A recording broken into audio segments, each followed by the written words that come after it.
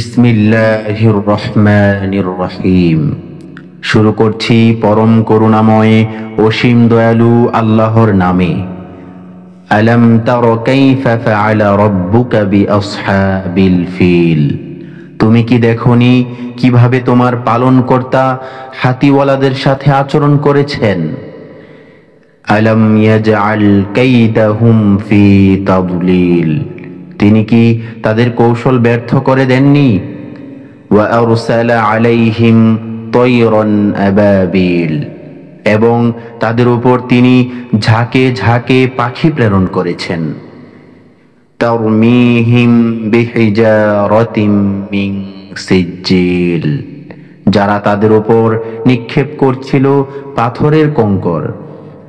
ফাজআলাহুম কাআসফিম মাকুল। অতঃপর তিনি তাদেরকে খাওয়া ফসলের তুষের মতো বানিয়ে দেন। এই সূরার সংক্ষিপ্ত তাফসীর।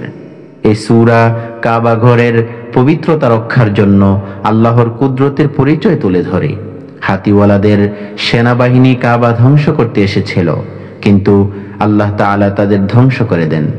আল্লাহ তাআলা পাখির মাধ্যমে তাদের শাস্তি দিয়ে তাদের পরিকল্পনা ব্যর্থ করে দেন।